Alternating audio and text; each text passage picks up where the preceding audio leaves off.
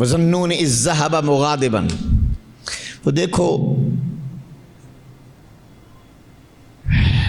یونس علیہ السلام جب نکلے اس بستی میں سے، اس بستی والوں پر غصے کے عالم میں، غضب کے عالم میں. یہ غضب کیا تھا؟ یہ غیرت الہی کا غضب تھا، غیرت حق کا. تبلیغ کرتے رہے، اپنی تمام ہمتیں اڈیل دی، سارے جذبے لٹا دیے، ہمدردی کی اتھاہ کیفیات ان پر برسا دی، اور وہ ہے کہ مان کے نہیں دے رہے. اور پروردگار نے کہہ دیا کہ ہاں اب صرف 3 دن کی مہلت ہے ان کے لیے، 3 دن کے بعد عذاب آئے گا، انہیں بتا دو، انہیں وارن کر دو. انذرہم، بتا دو. اعلان ہو گیا 3 دن ہے تمہارے پاس، 3 دن کے بعد عذاب آئے گا. اب یہاں یہ ہوا کہ حضرت یونس علیہ السلام سے پہلے ہزاروں قومیں گزر چکی تھیں. حضرت نوح علیہ السلام کی قوم، انہیں موقع ملتے رہے، جب سیلاب آنا تھا آ گیا طوفان. حضرت ہود علیہ السلام، انہیں بتایا گیا کہ 7 دن ہیں تمہارے پاس، 7 دن ہیں. ان 7 دنوں میں وہ نہیں سدھرے، 7 دنوں میں وہ قوم نہیں سدھری اور پھر عذاب آ گیا. قوم صالح،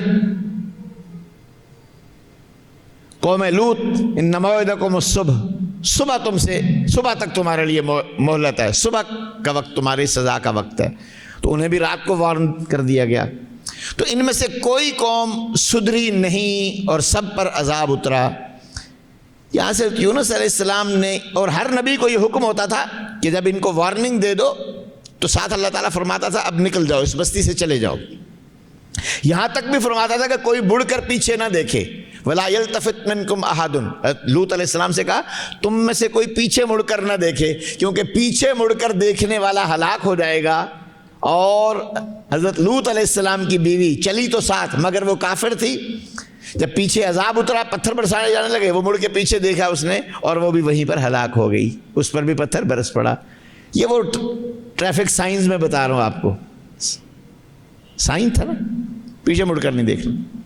حضرت یونس علیہ السلام نے یہی سمجھا کہ مجھے جو ان لوگوں کو 3 دن کی مہلت اور 3 دن بعد عذاب کا اعلان کرنے کا حکم دیا گیا ہے، اسی میں یہ بھی شامل ہے کہ اب مجھے اعلان کرنے کے بعد بستی چھوڑ دینی چاہیے. سمجھ آئیے، ان سے غلطی نہیں ہوئی. زیادہ سے زیادہ آپ کیا کہیں گے؟ یہ ہوا کہ وہ جو وہاں اس اعلان کر لینے کے بعد رک کر اگلا سگنل دیکھنا تھا، سوچنا تھا، اس سوچنے اور دیکھنے کے بجائے جو پریویس ڈیوائن میکینزم تھا اس پر آٹو آپریشن لانچ کر دیا،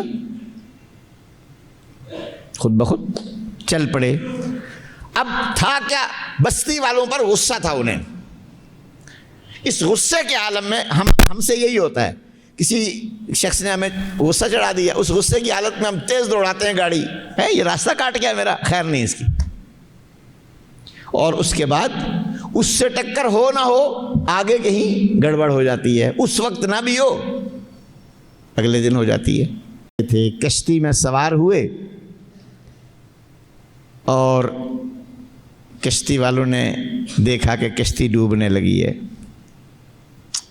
ہماری زندگی کی کشتی جب ڈولنے لگتی ہے تو ہمیں اس وقت سوچنا چاہیے کہ پروردگار کا کوئی سگنل آ رہا ہے، کمیونیکیشن کا لمحہ ہے، کمیونیکیشن کا لمحہ ہے، میں سنوں. وہ پاکستان بننے سے پہلے ہندوستان میں مساجد کے قریب اور نمازوں کے اوقات میں ان کے ڈھول شول بجانے کی پابندی تھی. ہندو جہاں فساد پھیلانا چاہتے تھے وہاں وہ اسی پابندی کو وائلیٹ کرتے تھے. پھر مسلمان طیش میں آ جاتے تھے. اچھا ہوتا یہی تھا کہ وہ تیاری کر کے آئے ہوتے تھے مسلمانوں کو مارنے کے لیے، پچھلا انتقام لینا چاہتے تھے اور مسلمانوں کو پرووک کرنے کے لیے، مشتعل کرنے کے لیے یہ حرکت کرتے تھے.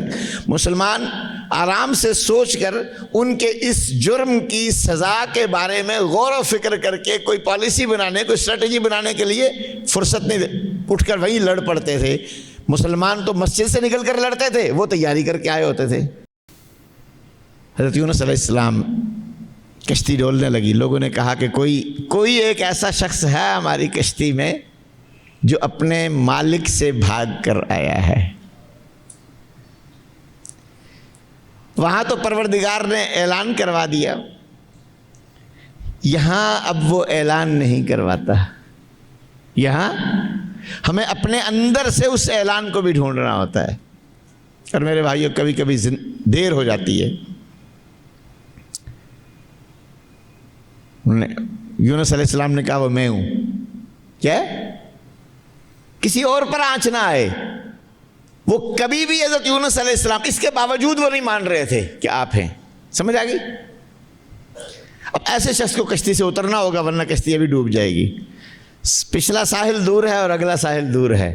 زندگی کی کشتی جب اسی طرح سیلاب اور طوفان اور ہچکولے کھانے لگتی ہے تو ساحل تب دور ہو چکے ہوتے ہیں اور تیرنا ہمیں نہیں آ رہا ہوتا. اور ویل, شارک منہ کھولے کھڑی ہوتی ہے. شارک تو ذرا چھوٹی ہے تو ویل ہمارے لیے انتظار میں کھڑی ہوتی ہے.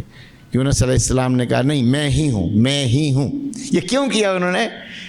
پیغمبر اپنی جان کو نچھاور کر دیتا ہے دوسروں کو بچانے کے لیے. میں اور تو ہوتے تو ہم کہتے آخری سارے بندے پھینک دیے جائیں, میں تو نہیں ہوں. سمجھ آ رہی ہے میری بات؟ یہ بھی دراصل مناجات تھی, یہ بھی تسبیح تھی. کیا؟ اعتراف خطا. اعتراف خطا ہم یہ نہیں کرتے. ویل نے منہ میں لے لیا. جو بات میں نے سنانی تھی وہ یہاں سے آگے ہے. فنادا فی الظلمات, اندھیرے ہیں, اندھیرے, زندگی اندھیروں میں ڈوب جاتی ہے, اندھیرے ہیں. فنادا, سوائے پروردگار کے کوئی سننے والا نہیں ہے, تو آپ نے پکارا. فنادا فی الظلمات, کیا پکارا؟ ان لا الہ الا انت, تیرے سوا کوئی پروردگار نہیں, تیرے سوا کوئی معبود نہیں ہے. انی کنت من, سبحانک, تو بہت ہی مقدس, بہت ہی برگزیدہ, بہت ہی عظمتوں والا ہے.